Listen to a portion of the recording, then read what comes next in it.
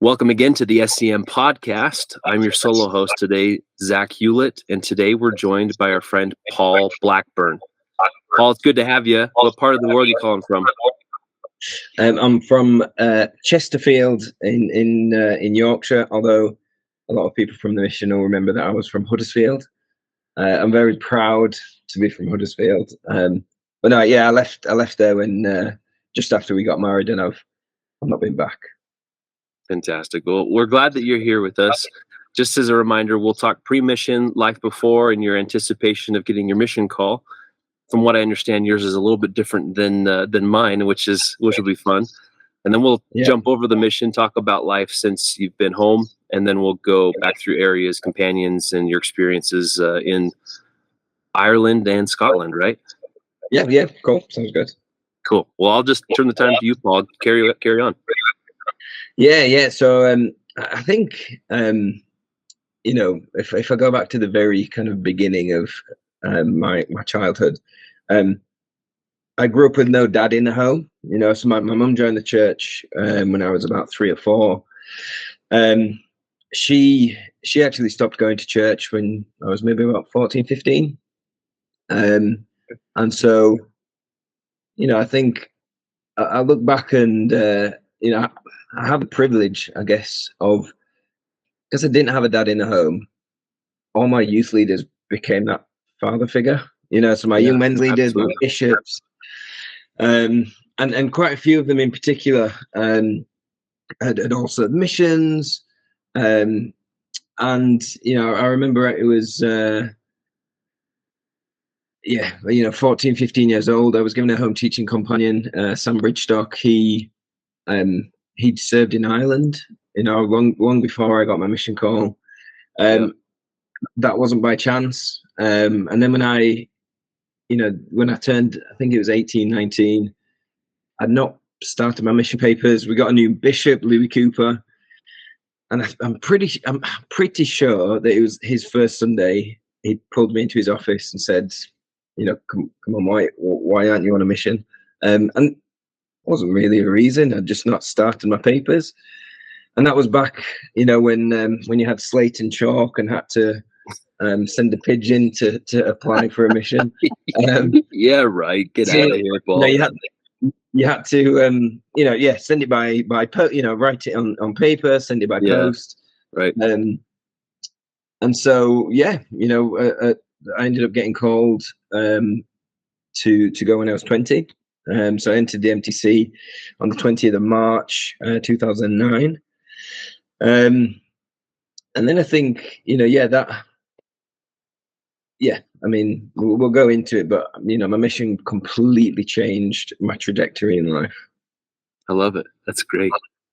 So March of 2009 to home March of 2011, is that right? April. So I extended for one transfer. Ah, yes. You were one of the choice ones that didn't have a visa renewing, so it was easy for you to extend. That's fantastic. Yeah, I'm sure we'll cover that later. Yeah, for sure. So take us to April of 2011 and tell us about life since you've been home from your mission.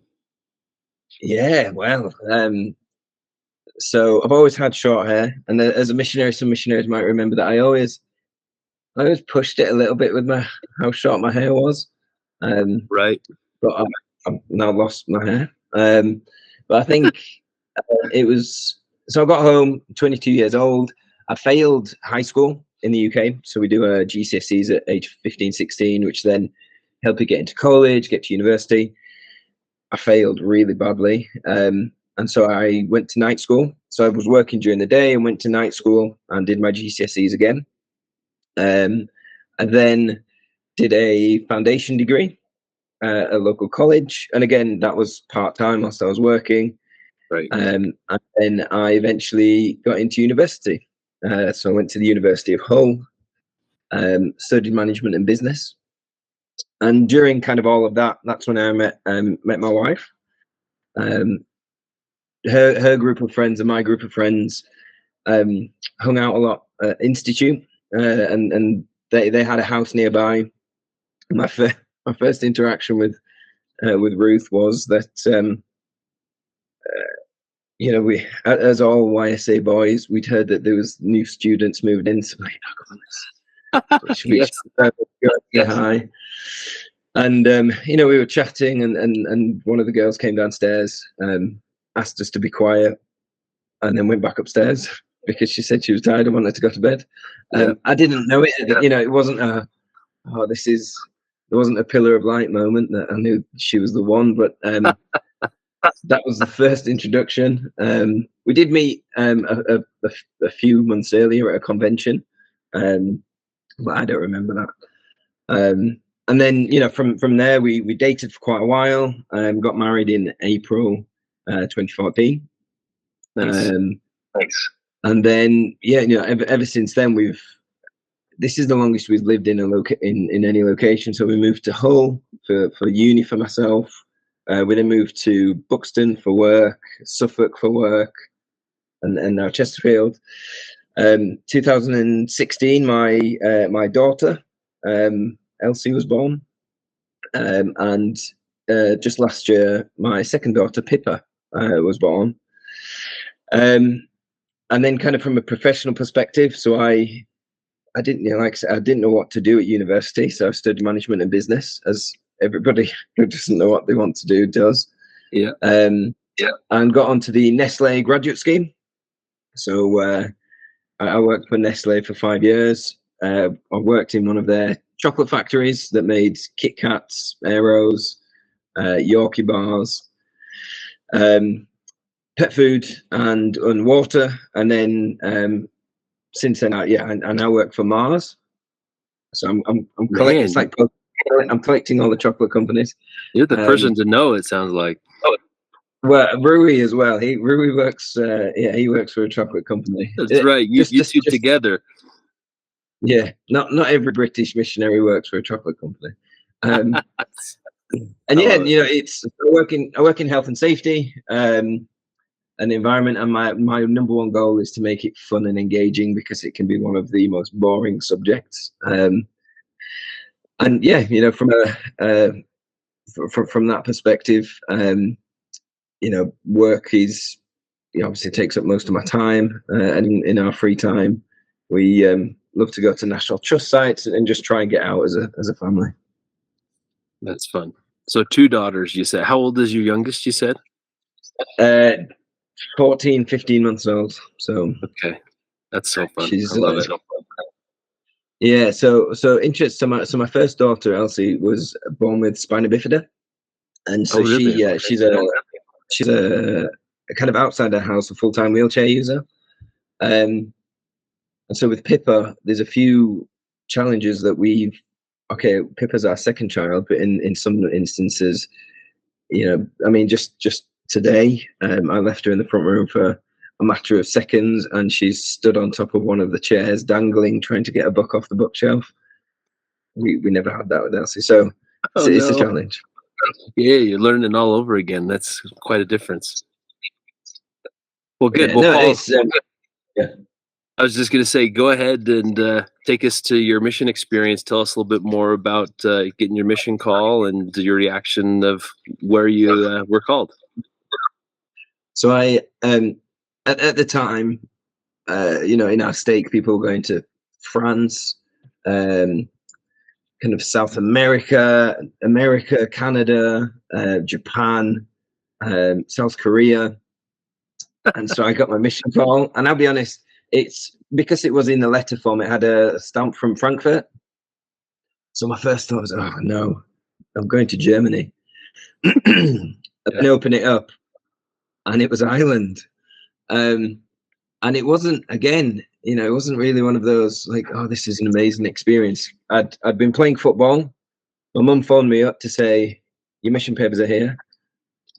Walked home, opened my mission papers, read that it was Ireland, kind of shrugged my shoulders, handed my mission call back to my mum, and went back out and carried on playing football.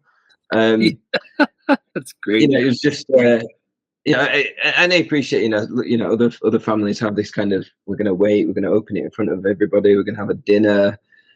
For me, it was just, okay, cool. You know, it wasn't until I got home that night that my mum said, you know, when do you leave? What are you doing?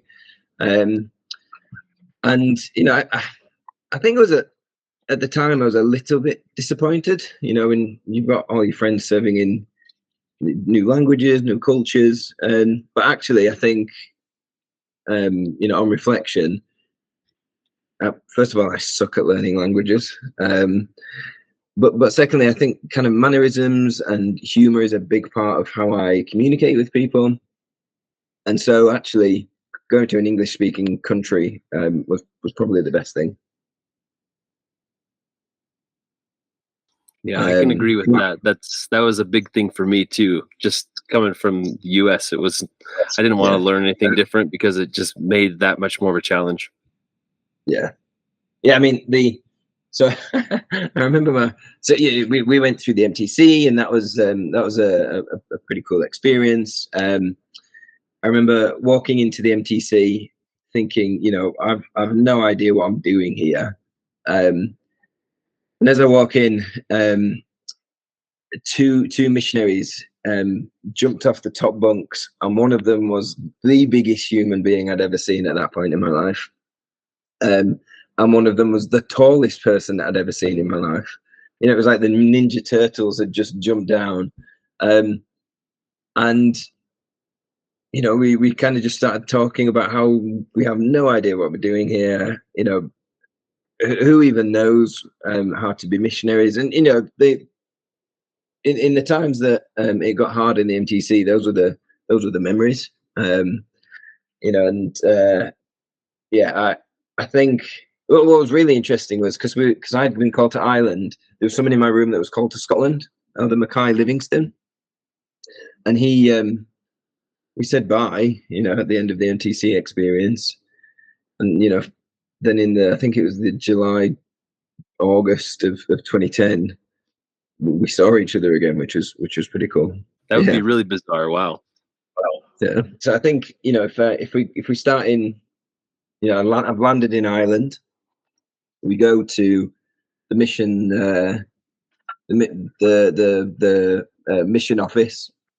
I get my companion, a missionary called Elder Peter Shepherd, who's from England, and we literally drop our bags at the flat, and we go straight out finding.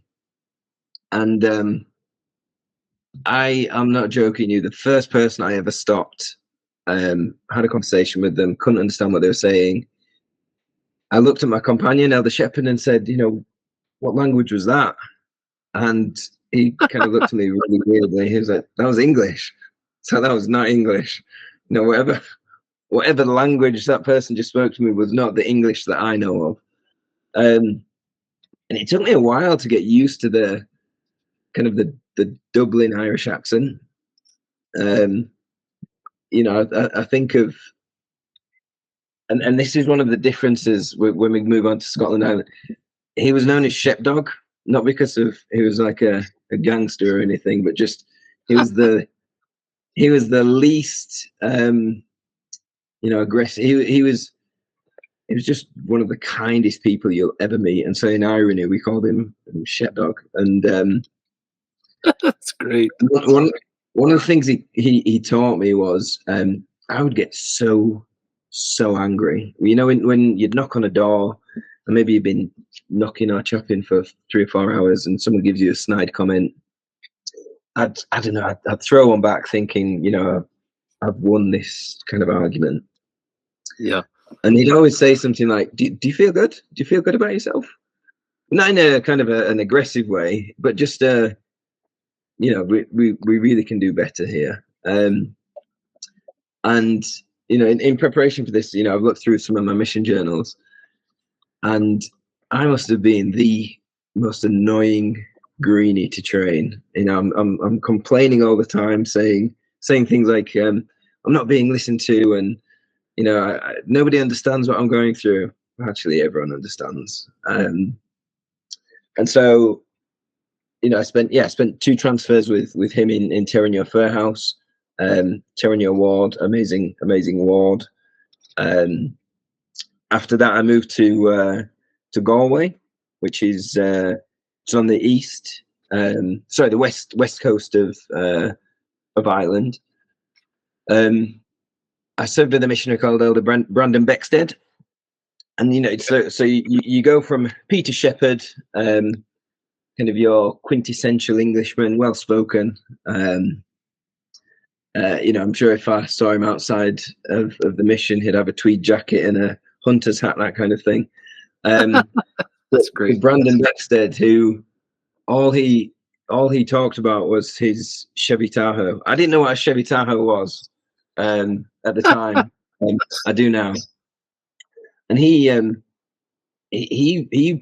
had a completely different way of doing missionary work. He was working with the members. He spent lots of time with the members. And I remember thinking, because sometimes I would get quite frustrated. I'm like, come on, we need to be going and knocking doors, and he'd say, why don't we go and pop in and see, such and such member. And I think without realizing it, he had quite a significant influence on how I became as a missionary. Because at first I thought, you're just not working hard. You need, the more doors you knock, the harder you're working. Well, that's just not true. He what was interesting was we lived in a like a housing complex that was built for students. Oh, okay. And so we were surrounded by people our age, students our age. There was a group of girls that lived next door. Never did pluck up the courage to speak to them about the church. Nice. And again, in Galway branch at the time, I'm not sure now, but it was maybe, I don't know, 30, 40 people. Me and Elder Beckstead were unofficially called as the young men leaders to help out in the youth program. Wow. Which was pretty cool. We were given our own home teaching list. Then after Elder Beckstead, I trained.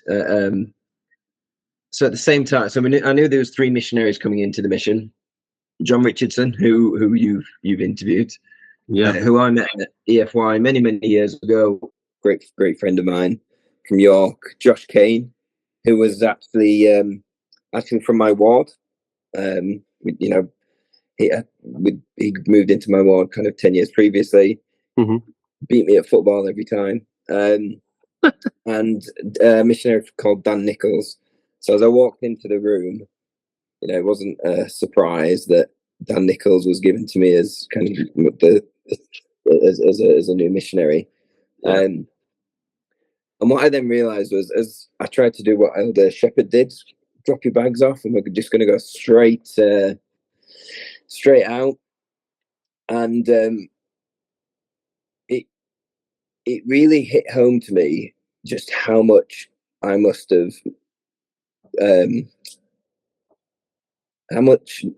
frustrated Elder Shepherd, because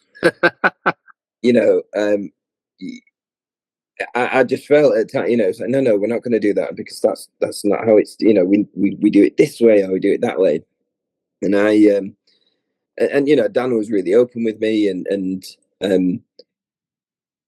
after a while we kind of figured a way of working with each other, and it turned out to be one of the best companionships. In terms, super fun. We again, he knew how to make such a difficult mission just really fun.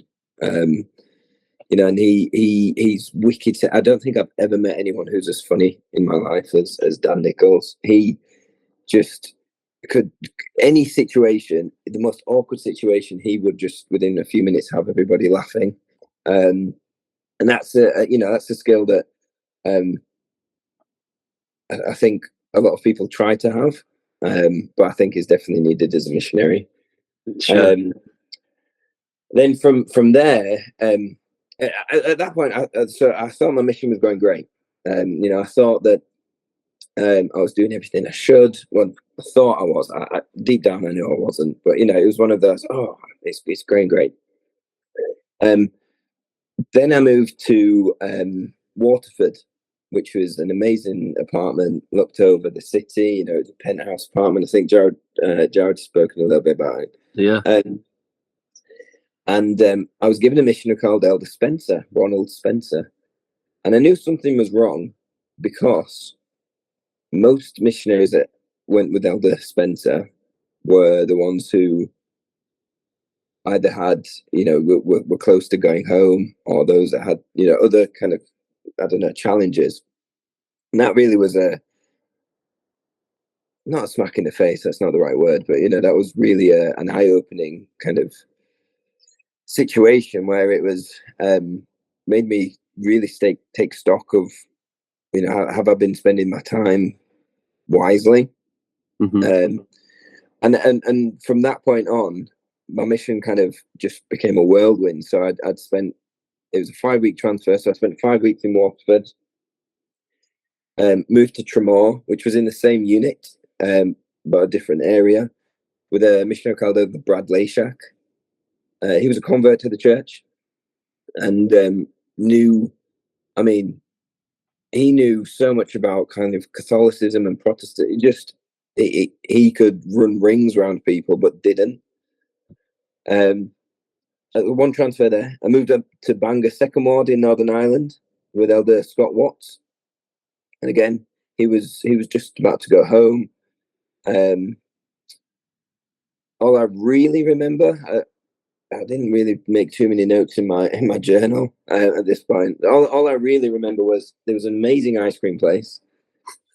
It was we had a car, Yeah. and the house that we lived in, or the flat we lived in, was owned by a member, and he never fixed the heating, and so our showers were so one of you got about a minute's worth of hot water in the morning, and that was it. Oh man, terrible. So that probably was the time that I got up the earliest, because we knew whoever got up the earliest got the good shower. Yes. And then, yeah, so then I spent one transfer in Bangor Second Ward, and then I moved up to Coleraine with a missionary called Elder Fox. So, you know, within 5 transfers, I'd moved 5 times. So myself and Elder Fox whitewashed into Coleraine. And I think, you know, Elder Fox, I'm just trying to think, there might be some people who you get on the podcast who served in both missions who might speak about him, but Elder Fox, how do I just a bundle of energy. You know, I can't even, just so many funny stories where, you know, we'd be deep in a moment of trying to share the story of the restoration. You know, I'm halfway through talking about the Pillar of Light, and he'll just look at their DVD case and say, Braveheart. What? And you know, things like that where you just think, you know, and that was around the time of the World Cup. So 2010 World Cup, England and America were in the same group. And President had a rule that we took a few liberties with, that was if you went to a member's home and they had a friend there who wasn't a member, you could watch a match. We had a member whose wife wasn't a member of the church. And so we honestly, I'm sure we told President we only watched a few. We pretty much camped out of their house for that whole kind of 2 or 3 weeks. We didn't lie about our numbers. Our numbers were true. Numbers of lessons taught, none. You know, and yeah, I can laugh about it now, but I remember having an interview with President Korea just as he was leaving, and he did mention that, and so I did feel a bit bad at the time. So I spent 2 transfers with Elder Fox, and then the mission merge happened. Right. And so this is when so the Koreas had gone home, and I think it was maybe about 2 or 3 days after the missions had merged, President Griffiths came over to Northern Ireland. And it was, I don't know, I've never been like into trying to intimidate people or anything like that. But I'm sure, if people were, I'm sure for him it probably felt quite intimidating, because you've got a brand new group of missionaries who are nothing like the missionaries that you've got in Scotland. I am not joking when I mean, you talk about culture change. This wasn't just a culture change. He landed on another planet. It's true. And I remember there was a group of us talking beforehand, and kind of we were saying, President Korea's the best mission president, and who's this guy? That kind of those kind of conversations. The president got up, and kind of say prayer, opening hymn. President got up and just said, "Hi, I'm President Griffiths," and I can't remember too much about what he said for the rest of the time. He talked a little bit about the Holy Ghost, but when he said, "I'm President Griffiths," the Spirit, in probably one of the most powerful ways I've ever had in my life, confirmed to me, he's your mission president. Wow. And I know not everybody kind of had that, but for me, that experience made me just think, right, I need to get behind him 100%. I need to, again, not that I was going to be difficult intentionally, but it was just actually, no, he's my mission president. And it was put to the test pretty quickly, because in one of the interviews, so he did that, then he interviewed all the missionaries one by one. And at the time, I had a suit jacket that had a little red arrow, the aerial acrobatics of the UK. Mm-hmm. I just had it, a friend had given it me, and I thought it was pretty cool. And President Korea had never mentioned it, it just wasn't a thing. So, I have this moment with President Griffiths and say, I know you're my mission president, I want to support you. I said, great. Can I invite you to do something straight away? So, yeah, what do you want me to do? So I want you to take that badge off your lapel. The handbook says that you shouldn't be wearing any badges or anything that could be affiliated with anything other than the church. And in that moment, I kind of tried to, it's a friend and he's on his mission and he's got one. And it was, he was great about it. He didn't make me feel awkward, but he just said, Elder, can you please take that off? And as I took it off and put it in my pocket, figuratively, it kind of was an opportunity for me to put away the old kind of Elder Blackburn and not kind of be reborn necessarily, because I wasn't a bad missionary, but to kind of take on a new kind of a new approach. A few weeks later, I was then it was then officially the first transfer calls, and as a few people have mentioned, President massively switched up. I think basically every companionship was one Ireland, one Scotland. But I was called to be a trainer. Wow. So we we got on the ferry, and it was this really exciting experience. We get to the mission home, and it's Spilo mission home. It's amazing. It's huge. It's grand. We kind of all get off the coach and kind of bundle into the mission home. And I think, from what I remember, there was about 7 or 8 kind of missionaries from each mission. And if you, I don't know how it was there when you said, but or if it's like this anymore, but you kind of come through the back entrance where you've got the office part. Yep. And then into like a kind of dining room area. Right. And we all spilled in, like high-fiving, hugging each other, like, this is so cool. And all of the missionaries that were already there were sat with, like the pad of paper and the pen and the, it was just like going from, I don't know. The only way I can describe it is, taking some football fans and putting them in the corporate office and just saying, right, get on with each other.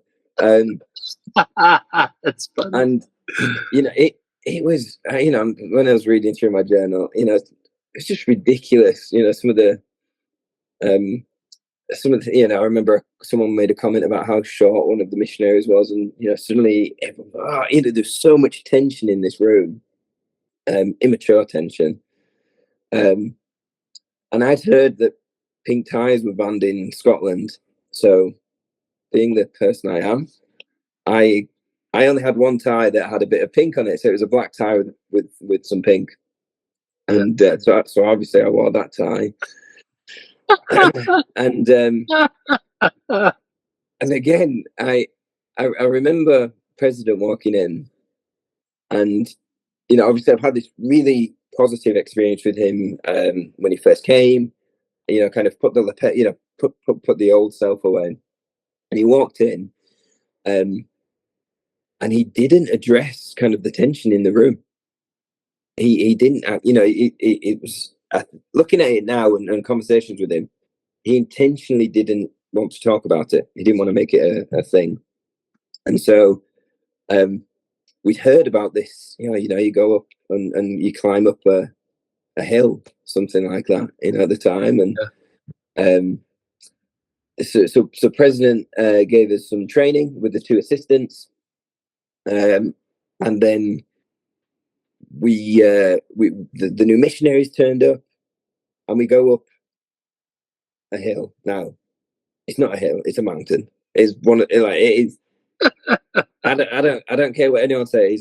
If you've walked up Arthur C or Pratt's Hill, you've climbed a mountain, as far as I'm concerned. That is how people do it in their shirts and ties.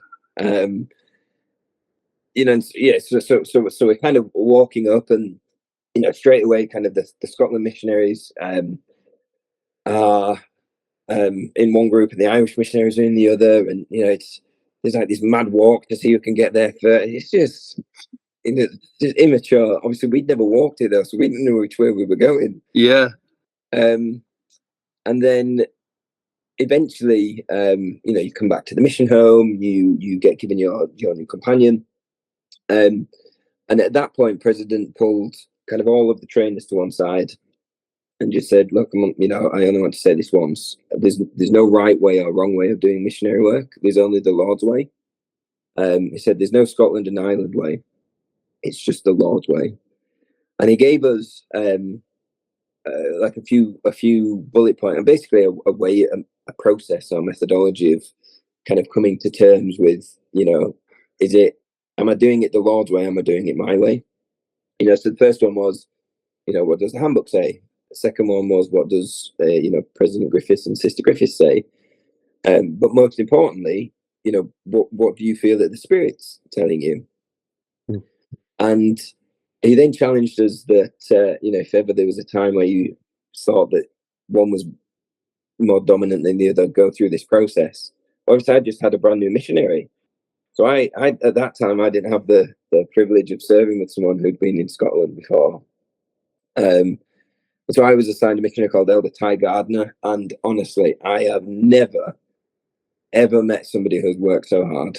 He was like a Duracell battery. He just could go for hours and hours. Members loved him. He was the basketball team captain, from what I remember. He had the hair. He had just, he was just. He's like the Zac Efron of the new missionary. He just had everything. He could talk to people. He was charismatic, and it really was. So bearing in mind, this was the second time I trained. I didn't really need to do anything. He'd studied Preach My Gospel. He literally was, okay, I'm just going to point you in the right direction, and just you go. There didn't need to be any kind of guidance. Yeah.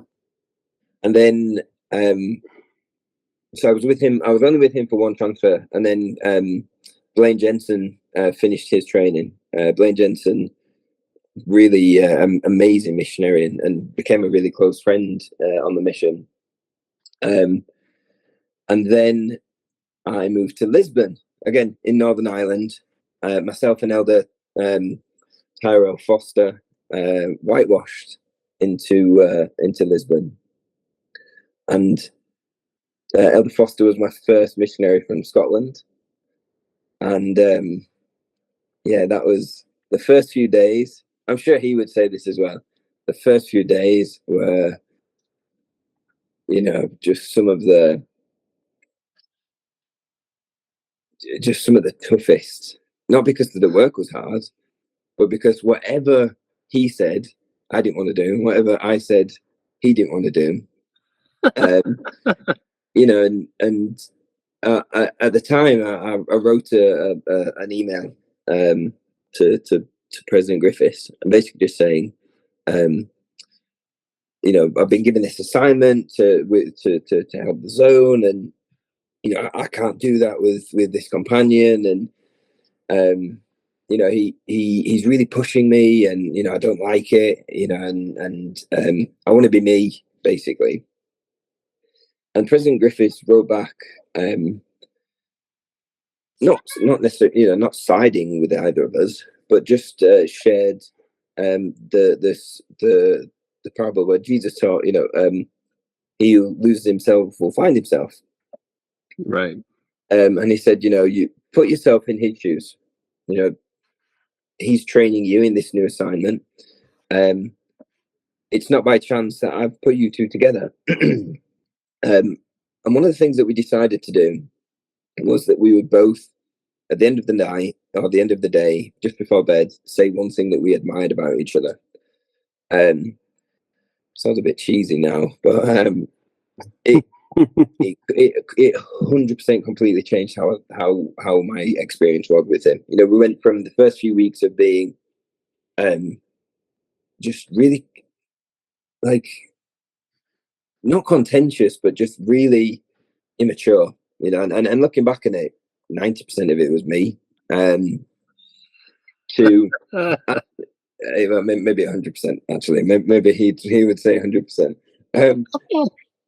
And it really was the other thing was that we made a rule that we couldn't repeat something we'd already said, so it had to be something genuine.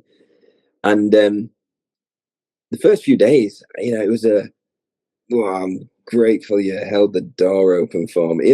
Just really just lame things. Towards my end of my time with him, he became one of my best friends. And I think that's one of the stories that everyone had.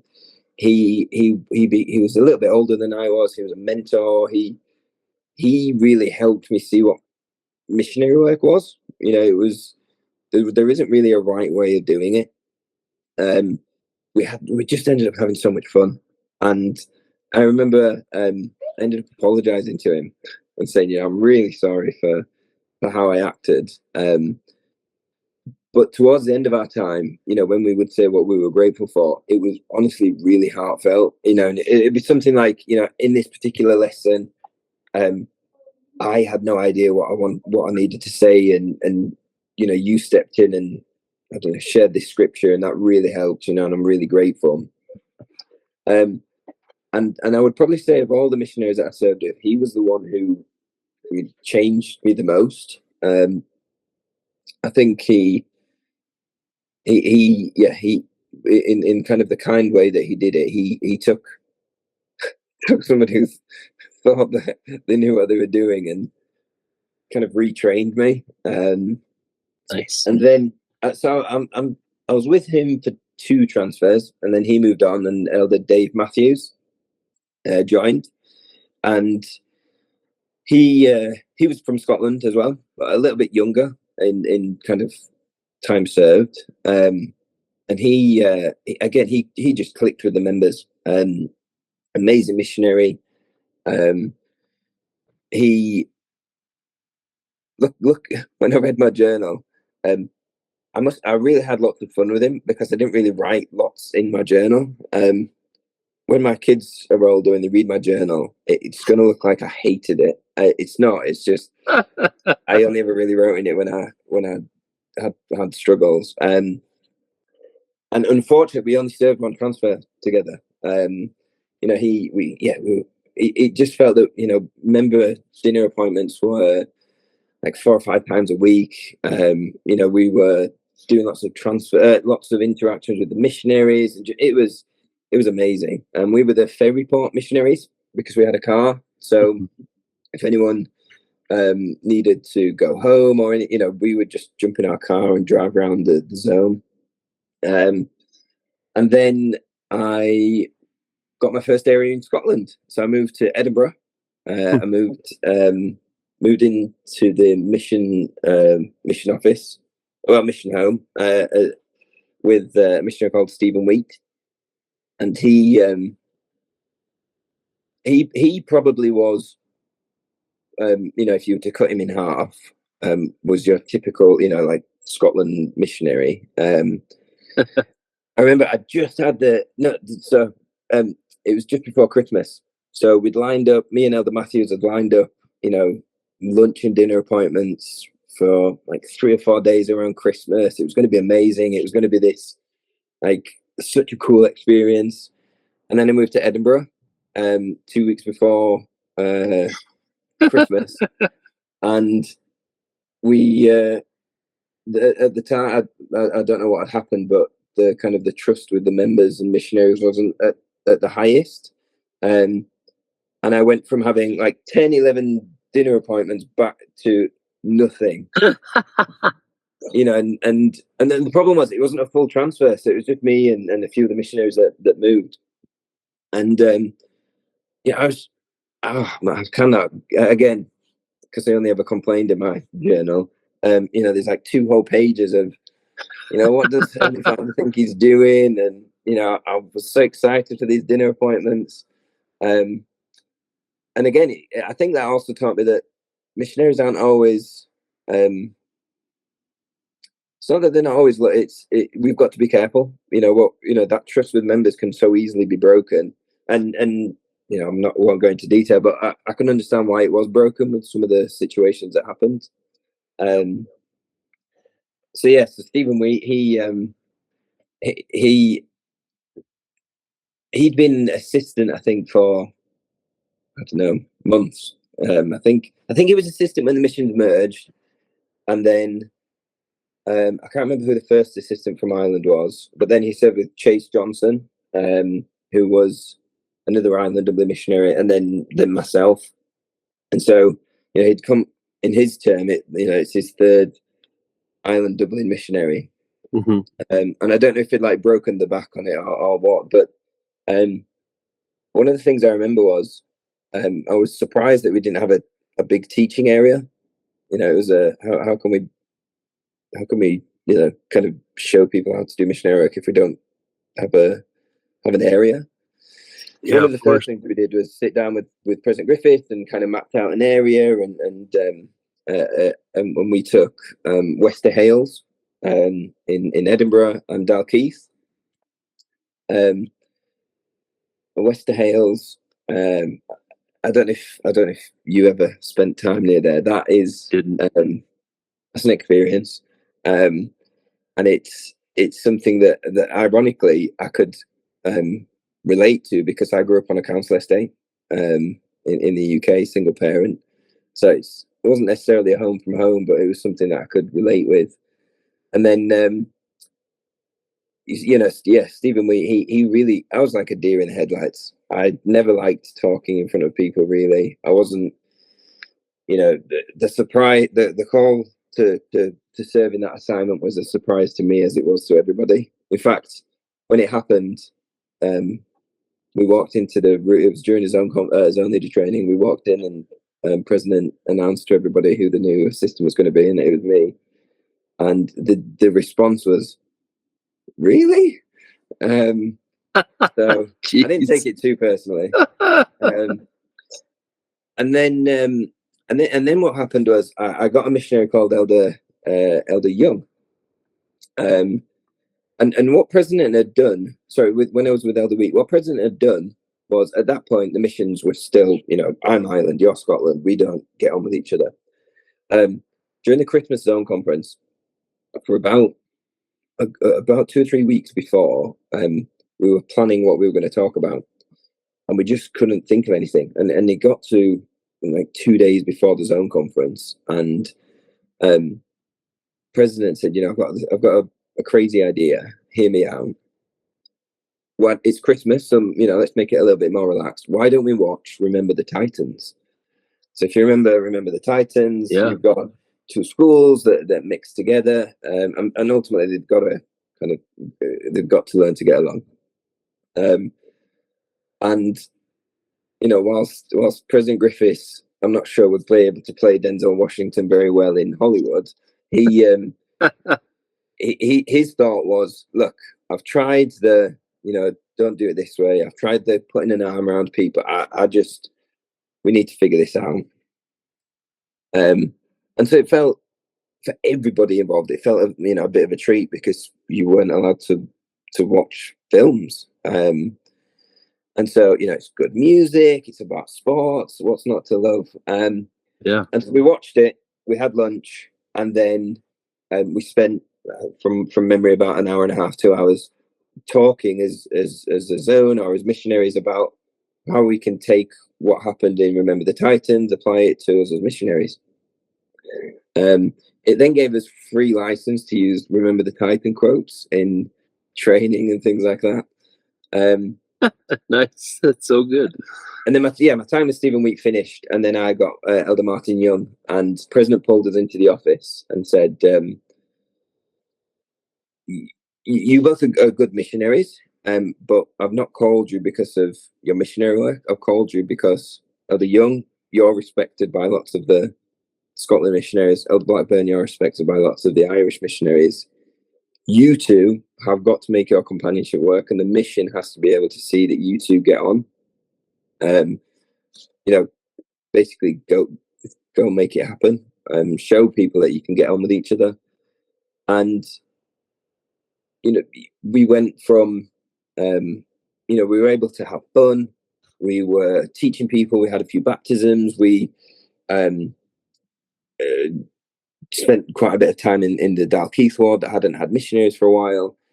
And, I look back on it and think he was probably one of my favorite companions, in the sense that we had so much fun and it just didn't feel like missionary work. I don't know if you ever had a companion where you just thought, I get to just hang out with my friend.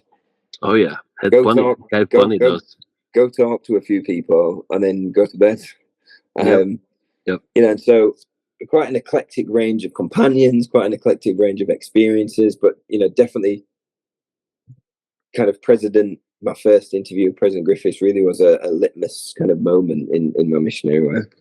Yeah, that's awesome. So Martin Young was your last companion before you went home? Yeah, he killed me off. Wow. So what's weird is the new assistant comes in 2 weeks before, so I was kind of surplus to requirements. Mm-hmm. And so I remember Elder Robertson came in, and on the wall I printed out, there was some training that Sister Griffiths had done a few months before, saying, have you checked in? Have you checked in with the Lord? And I had printed it out, and I'd not realised, but the missionaries in the mission home had changed it to I've checked out. So instead of saying have you checked in, they changed it completely. Same font, same size. So because it became wallpaper, I didn't look at it very much. And it said I've checked out. And President Griffiths walks into the apartment one day, looks at the bedroom wall, and there's this in huge letters, I've checked out. So that was they got you good. Yeah, they did. But yeah, it's I managed to wiggle my way out of it. But yeah, that was not fun. Well, before we started our conversation, you'd mentioned that there was some things you wanted to share about your time as the assistant that was unique in your experience. Yeah, so I think as you interview maybe some of the people that were in there when the missions merged, being in the room when President was talking about how he wanted to change the culture, I don't think I didn't appreciate or really understand the responsibility that was on his shoulders. For me, it was, well, just tell everyone to suck it up and just get on with it. Yeah. But he really, he really took it personally. You know, that it was, if there was ever a time where, I don't know, some missionaries weren't getting on, you know, it ate him up. And you know, I remember often you know, we'd finish the day, and the steps up to our apartment, we'd just stick our heads down the corridor. You know, it'd be 9 o'clock, 9:30. President would still be in his office. Occasionally, we'd stick our head in, and it'd be things like he'd not eaten properly that day, you know, because he was so focused on just trying to make this machine that was a mission work. The preparation that he put into zone conferences, you know, were weeks and weeks of prayer, and I think particularly that Christmas zone conference. I'm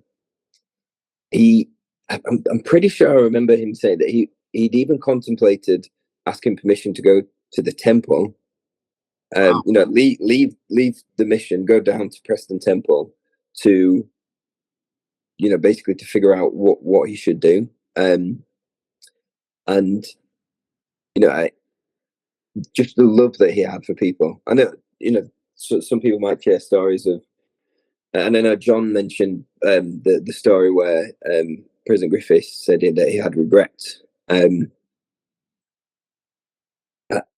He may do, but you know, my experience with him was just one of, I don't think even to this day, I don't think I've met somebody who was so focused on other people. You know, there was a few missionaries in the mission who,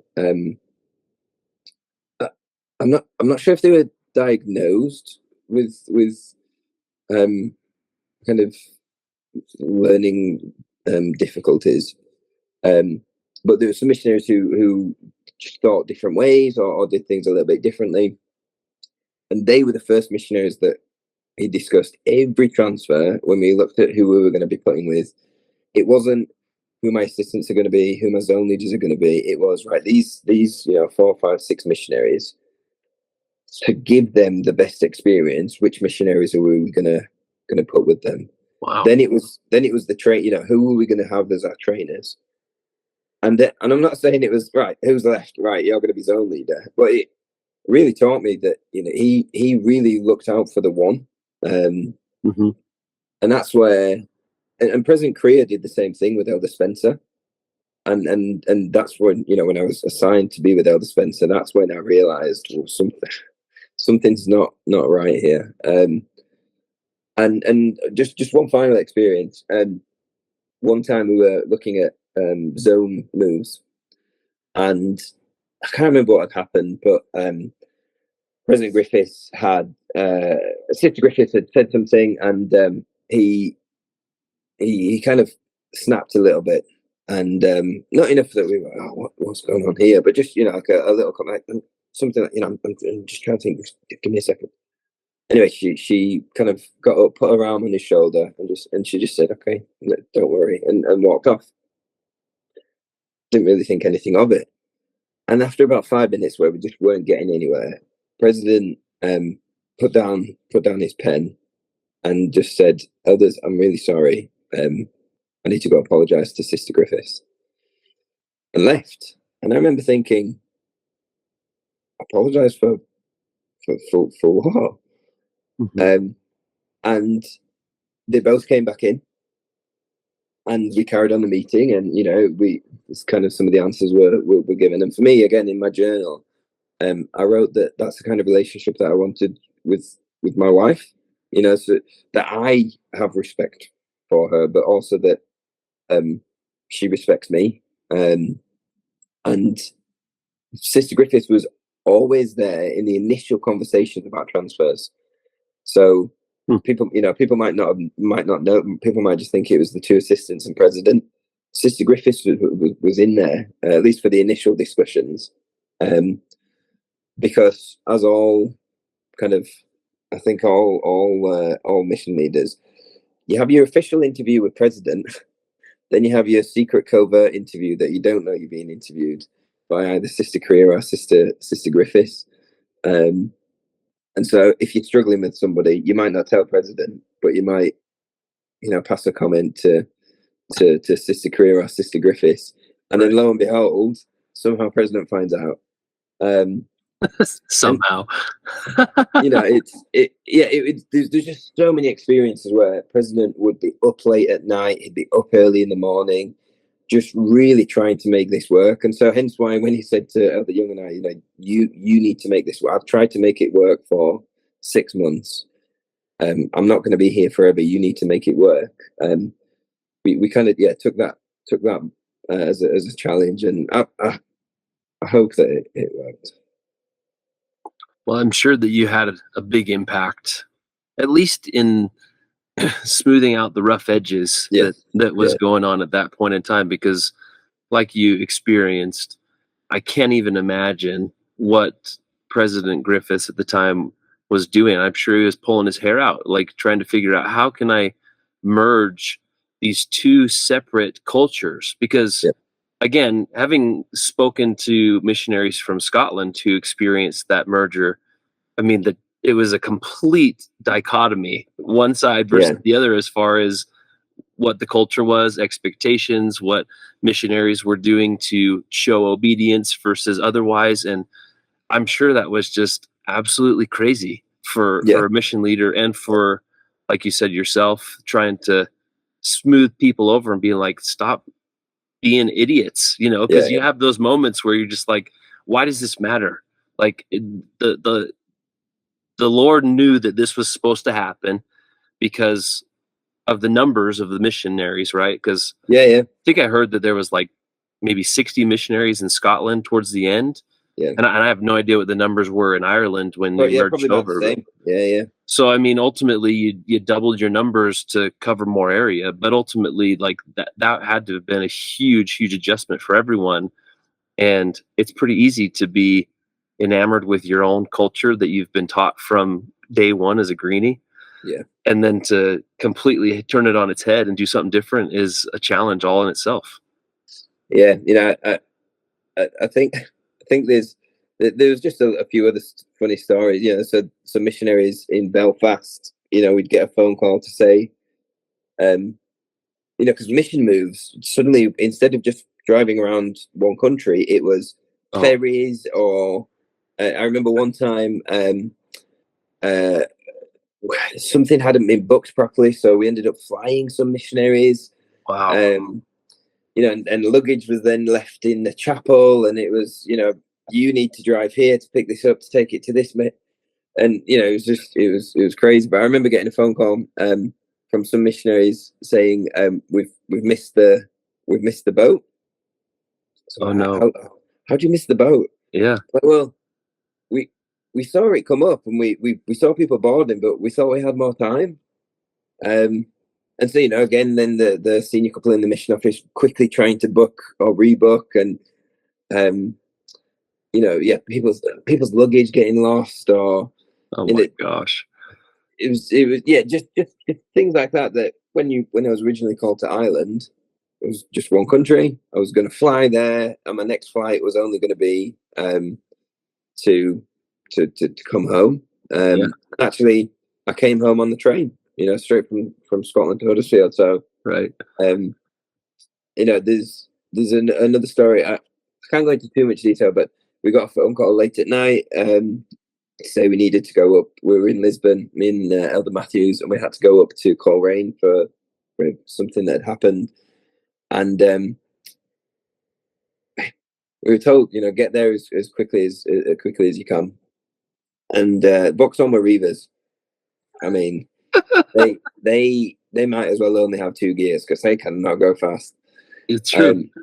So we got on the motorway, and this particular motorway had lots of police cameras, but not static speed cameras. And we joined the motorway, and there was this Range Rover that was going, I don't know, a little bit over the speed limit.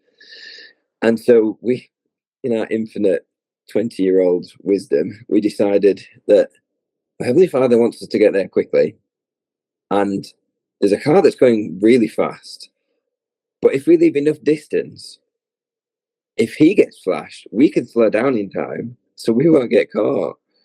And I mean, it's flawed logic, isn't it? We never did get a ticket, but we made it in record time, and like I said, that was late at night. So there's so many things where you think as missionary workers, kind of a 6:30 to 10 knocking on doors, and those experiences where it's you've got to take a flight, or I mean, I'd never flown before my mission.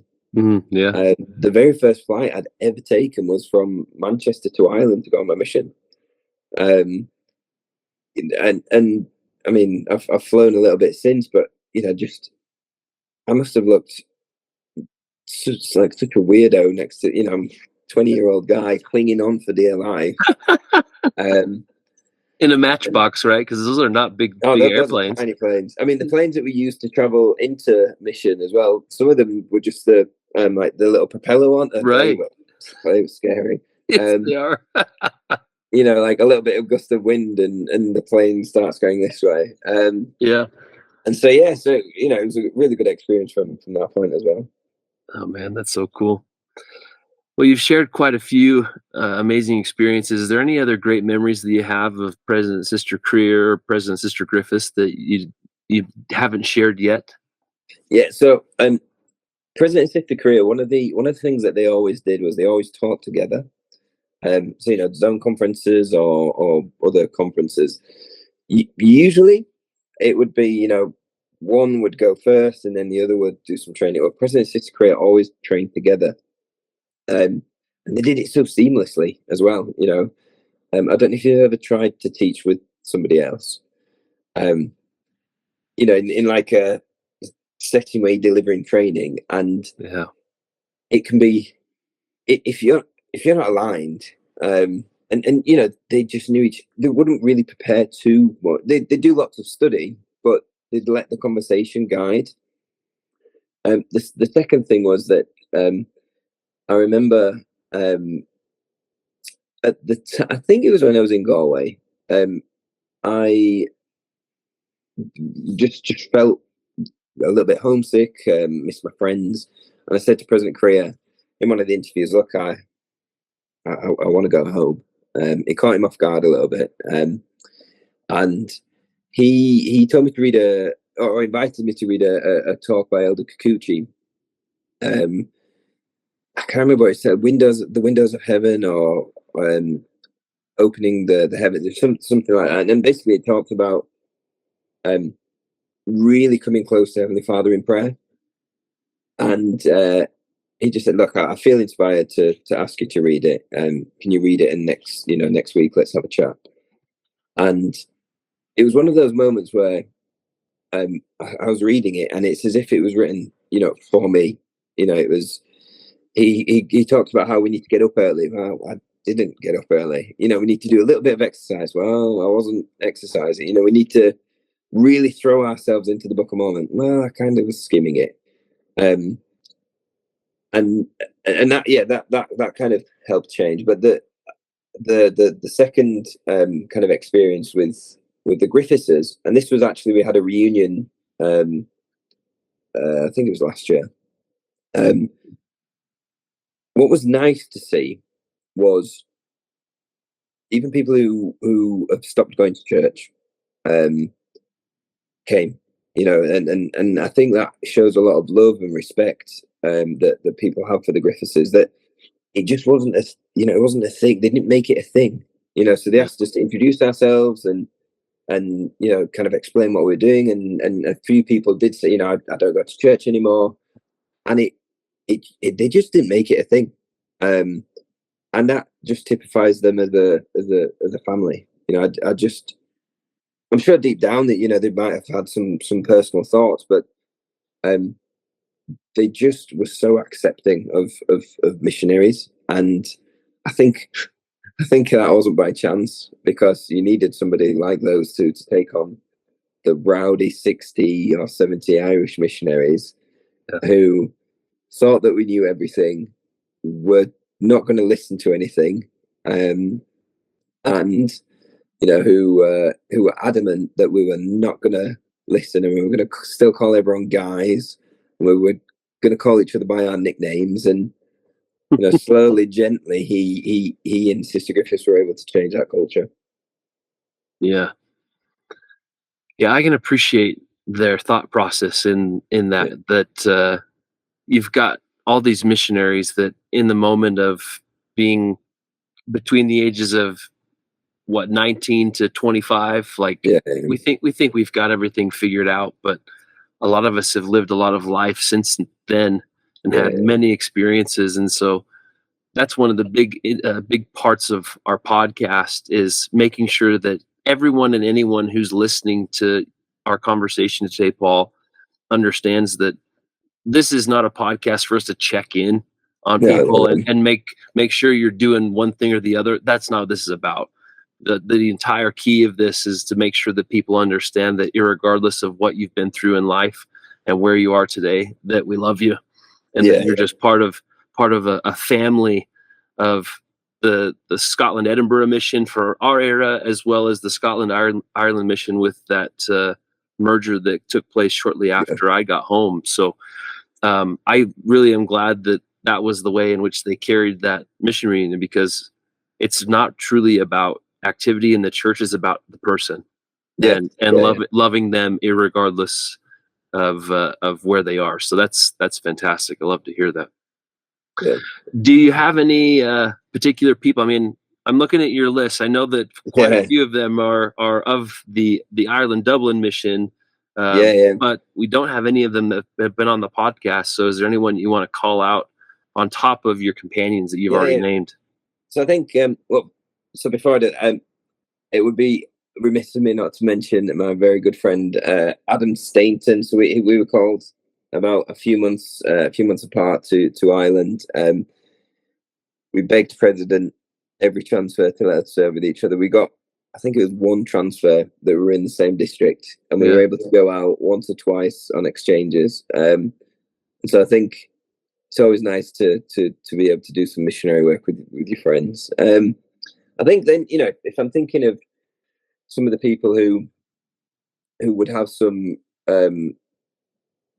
just some interesting, I guess, thoughts and stories. So first of all, Stephen Wheat, he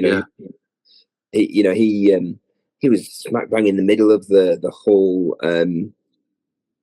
kind of merger, and I think unfairly seemed to get some of the your Scotland. Well, no. Obviously, John Richardson, Mr. If we've already spoken to John. I think Tyrell Foster. So one of my companion in Lisbon ward. Blaine Jensen, I think would be an amazing person to speak to, and I think if either Martin Young or Dan Nicol, one of those were to come on, I think it would be interesting and just a different dynamic.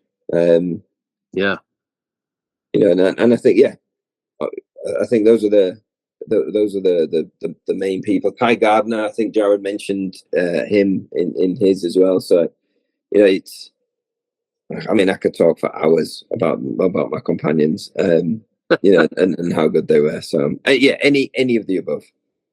I love it. Well, just know that I will continue to reach out to them since they're on my list. And what we certainly appreciate is any referrals that you can send our way, Paul. So as this is published this upcoming week, put it out on your social media, tag everybody, tell them to come on. They can go to our website. The 51spylaw.com is fairly easy to remember for those that served in Scotland. And on there's a contact form at the top of the homepage where if they click on that, they can fill it out. We'll get in touch with them. Otherwise, they can just check their messages either on Facebook or LinkedIn or Instagram or any of the ones that I track people down on, so that they know that Zach Hewlett's trying to invite him to come on the podcast. We'd love to have him. I'll be sure to do that. I love it. Well, Paul, thank you again for making time to come on tonight. It's been honestly a true pleasure to hear your experience, and we express many times on this podcast that every person's experience is valid. It doesn't matter if you originated from Ireland and were adopted to Scotland or whatever. I mean, ultimately, we all served in the same great land with wonderful people. It is a big part of our lives and our hearts, because we were able to spend our time there. So just to close, I want you to know how much we love you, brother. Thank you for being one of our brothers in Scotland and Ireland as well. Yeah, no, well, thank you very much. And yeah, again, really appreciate it. And yeah, you've become one of my favorite podcasts to listen to. I've got a lot of catching up to do. That's all right. I mean, the nice thing is there's plenty of them, and just pick them off as you can. And we're not slowing down by any means. We'll continue to plug more and more people into our schedule in the future. But it's been an awesome opportunity to speak to you today. So thanks again, Paul. No, thank you very much. Have a good evening. All right. Cheerio, brother. Bye. We'll talk to you soon.